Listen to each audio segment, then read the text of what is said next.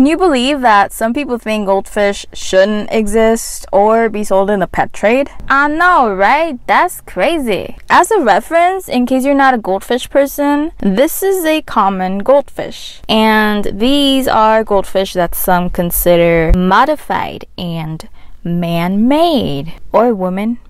And these are the ones that cause some really heated arguments among, well, everyone.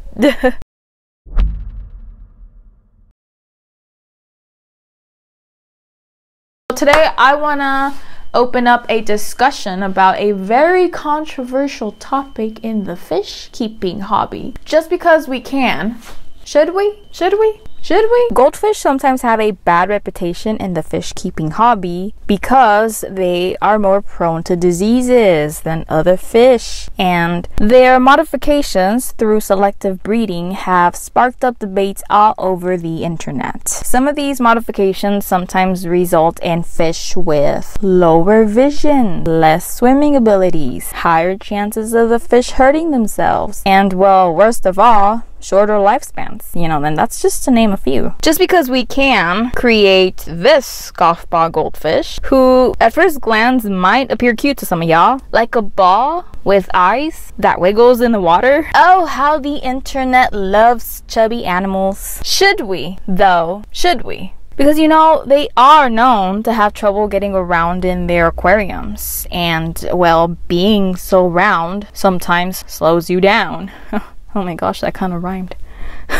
And for a fish to be considered a weak swimmer, which these fish are, that just sounds silly. Just because we can create goldfish with head growths like these, which are very sought after among keepers, despite it being known to slow down fish and sometimes go out of control. Should we, though? Should we? Okay, and how about these guys? Just because we can create telescope eye goldfish, which is another thing that the internet loves. Animals with big, ginormous, animated eyes. Actually, I'm guilty for that one.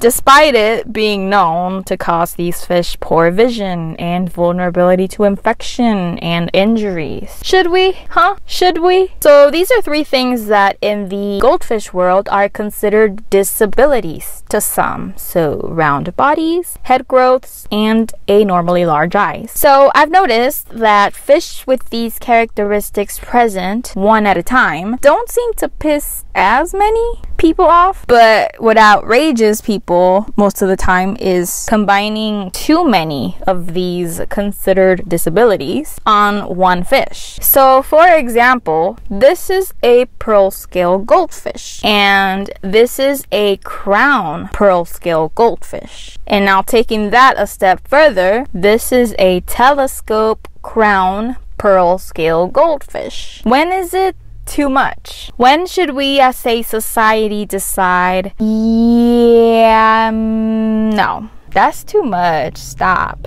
When? Let me know your thoughts down below in the comments, because I'm actually genuinely curious about what everyone thinks about this. And if you're curious what I think about all this, here's my thoughts and experiences with goldfish. I drew a goldfish. Anybody want it?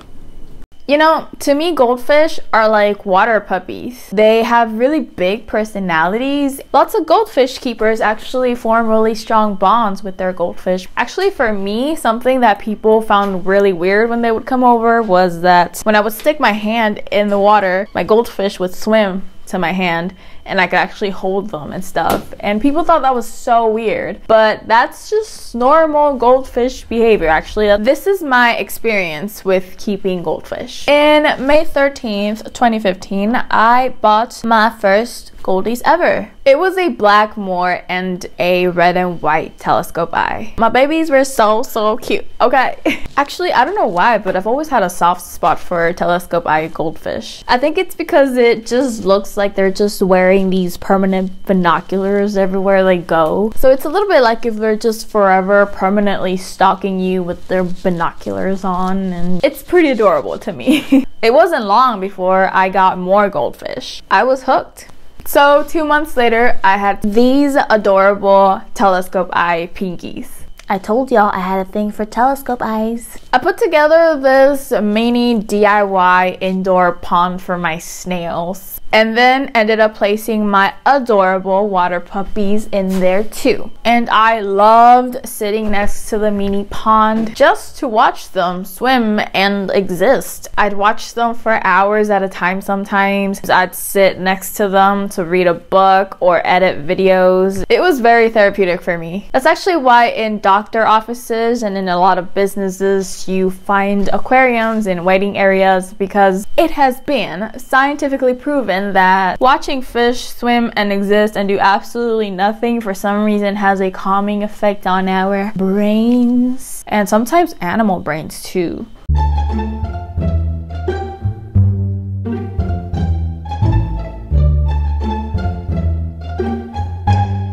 Science. So I learned a lot with these fish. My black moor actually ended up getting really sick a few months later. I had to place him in a quarantine tub and treated him. He ended up having velvet disease. I treated him for it. He did get better. That was actually one of the first of many things I ever had to treat my goldfish for. Later on, I even had to learn to force feed. After force feeding, I remember like that first poop I ever saw, I was so happy. Like, you would never think finding your pet's poop is a happy, important moment, but when they haven't eaten or pooped in a really long time, finding poop is a sign of life, okay? Poop means life. Never forget that.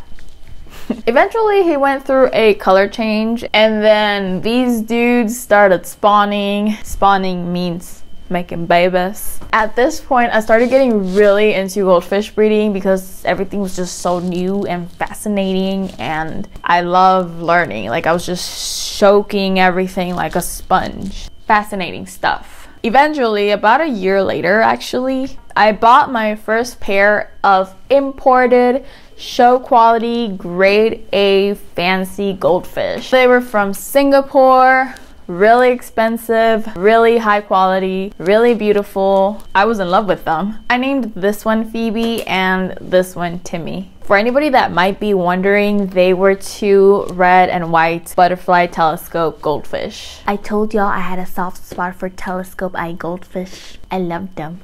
About a year after having these guys, I was already having swim bladder problems with one of the pinkies. I had to keep her in this little basket at all times pretty much to help with her buoyancy issues. But at this time, I was also deeper and deeper into goldfish breeding. Here's a clip of goldfish eggs in a spawning mop. They lay their eggs in that.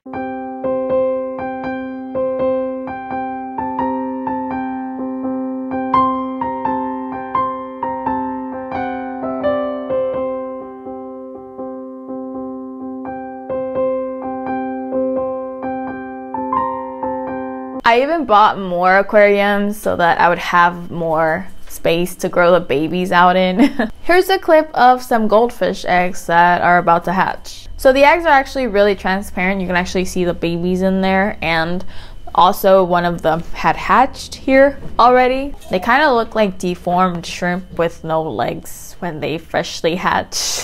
Here's a clip of some babies eating. You know what? Here's an even better clip of some babies eating. But this is taken with a macro lens, so we can see the babies a lot better. They're actually super tiny when they're born, so the camera really can't pick them up. So you need like a special lens to get this type of footage. I would feed the babies freshly hatched brine shrimp, and if you don't know what those are, they are baby shrimp. Little microscopic baby shrimp. So yeah, I guess you could say that here I was a little bit, you know, just a little bit goldfish obsessed at this point in my life. I even like brought home these really cute orandas. That one was a red cap oranda and the other one was a lemon head oranda. That's actually lemon grab as a baby. If you've been around my channel for a while now, you probably know him from this video where his brain kind of sort of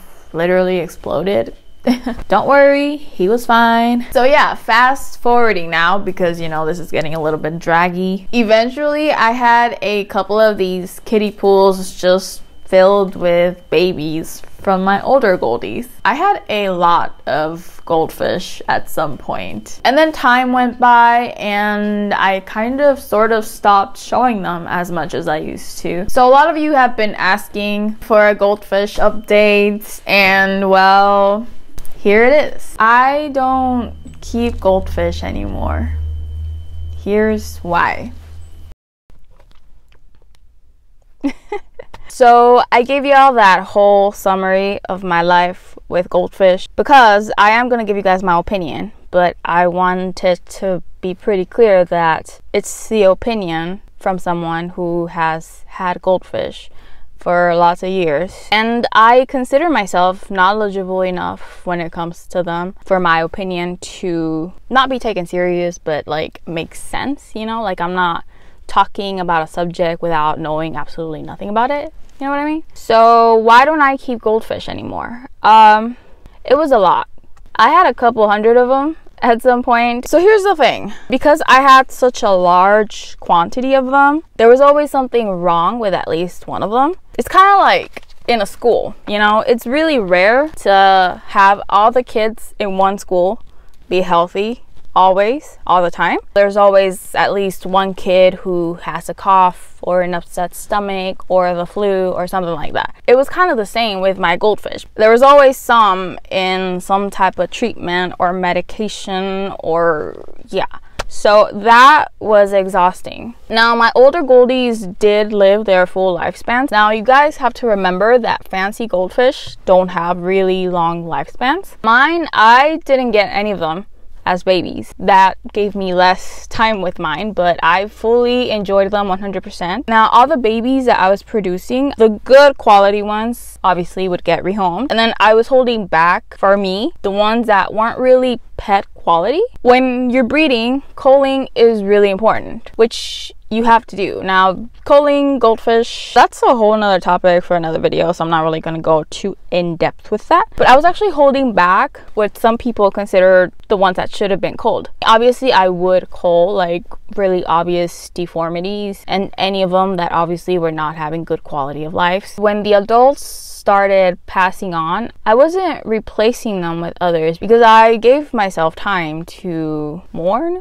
them in a way. Like I didn't want to just go out and get new ones right away. So that's one of the reasons why I don't keep them anymore. And two, they do live up to their reputation of getting sick a lot. I have kept all kinds of other fish and none of them have given me as much trouble as my goldfish. Like that is true. So when I had less and less, I was really just resting from that, you know, always having some in quarantine, always having some that had to be medicated, always having some that had something wrong with them. That's very tiring. So when I didn't have that anymore, I had a lot of free time to do other things, and that's also why I didn't rush into getting more goldfish. But all of that hasn't made me not want goldfish anymore. I actually really miss goldfish now. Like it's been a while since I've had goldfish. Lately I really have been wanting more again. And this is coming from someone that has experienced firsthand the things that can go wrong with them. Despite all that, I still want goldfish. I still think they make good pets if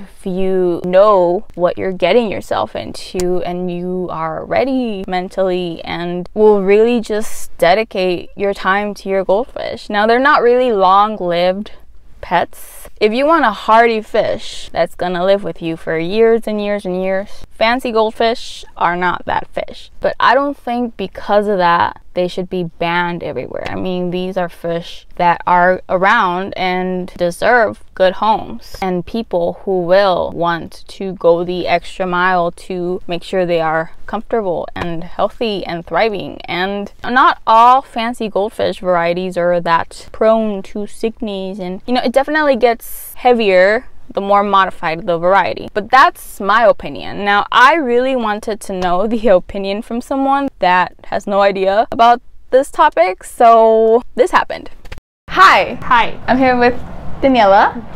I'm back. She is going to give me her opinion on these fancy goldfish. I haven't yet touched on or explained to her the whole ethics of goldfish yet. I'm just gonna show her some pictures and she's just gonna give me her opinion. And I'm gonna show you the pictures right here that I'm showing her. What do you think of that one? Oh, the fish has his brain. I think it's his brain exposed. I don't like that. I think it's delicate. Okay, so fish with brains out. It's a zombie. It's a zombie fish, yes, according to her. Okay, what about this one? He has. I think it's boy. It's a boy. Oh, okay, so he has big cheeks. His eyes are a little bit. Come on, arriba. Eyes are sticking up, facing up. Eso.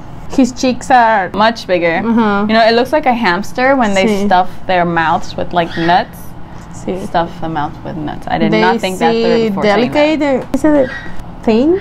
Cheeks? Very thin. But bigger. Yeah, they're actually almost like see-through. Like you can probably see inside. What do you think about this fish? You want to see she could be a she. She or looks she like could identify as a her. We don't know. ¿Quién sabe? She or he looks like a butterfly. It's like a the butterfly. Colors are the same. The belly. Her belly, because she's a queen. Okay, our queen, the belly. It's big, like she's got a big belly. Like, oh wow. Love yourself, queen. And what do you think about these? They are big. Very big. They look like a golf ball. Golf ball. Actually, yeah, that's what they're called. Golf ball goldfish. Here in this picture, they compare it. They use a golf ball as a size reference. Yeah, and they actually they get pretty big. You can have one in your hand. You can see the size. It's big. You didn't expect the size. Yeah, they can be really big. Actually, I don't know how big these get. I don't think I've ever seen a full-grown one. And what do you think about this one that is kind of a combination of the zombie fish and the golf ball? Oh, I think this one is the more delicate. He has his brain out like the other one, and he has his body. His body, yeah? Big. Really big body and really big brain. Okay. Do you think they are cute or ugly?